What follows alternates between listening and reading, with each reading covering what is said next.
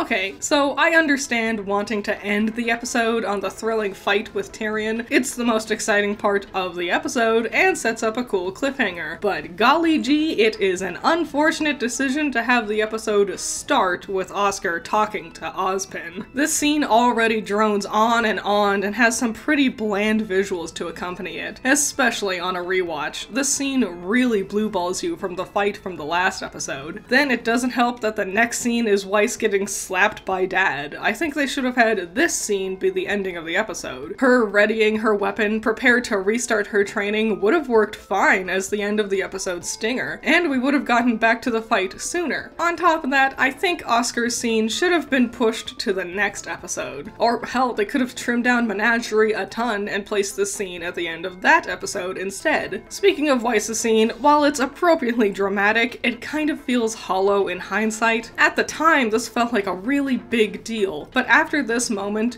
Weiss doesn't ever talk about wanting to take back her place as heiress of the company anymore. Also, now with the lack of shading for the characters, Willie looks so dang ugly here. I've covered the whole Tyrion fight in a previous video before, so if you wanted a more detailed analysis of the good and the bad here, I suggest you check that one out. Link in the iCard and the description. But this second half isn't nearly as exciting as the first half. Specifically, the parts where things slow down really hurts the pacing in a really lame way. That being said though, the best part of the episode is the fight. Specifically, the characters do a lot of really cool moves here when they actually start moving. Tyrion and Crow move quickly, but not so fast that it can't keep up with their unique movements. Wow, look at what Tyrion does with his tail, isn't that cool? The worst part of the episode is RWBY being a moron. She just becomes so dumb so suddenly. Oh, you're critically injured and a man who is clearly above your skill level is actively trying to kidnap you? Better run on over into the middle of the fight!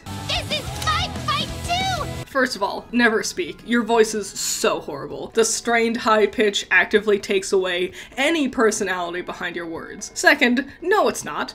This is your abduction, not your fight. Crow 100% got hurt because RWBY wanted to be a special snowflake and insert herself into the middle of everything. Also, yes, I do still think she should have had a reaction to chopping off a person's limb. Some people get so pissy about this idea, and I don't see how you would think this would be a bad thing. Your main character exploring the uncomfortable aftermath of dismembering a person for the first time? You all think that's a bad take? What do you even like about the show if it's not seeing the characters exploring interesting concepts and growing because of it? This episode is number 5 on my list. Oscar and Weiss's boring scenes really hurt this one in the long run. I have done nothing wrong, ever, in my life. So what I'm doing is I'm going to be reviewing a new episode of RWBY every day for the month of October. There's a handy dandy playlist of all the episodes in order, and a playlist from last year where I covered volumes 1 through 3. I hope you all have fun with the series.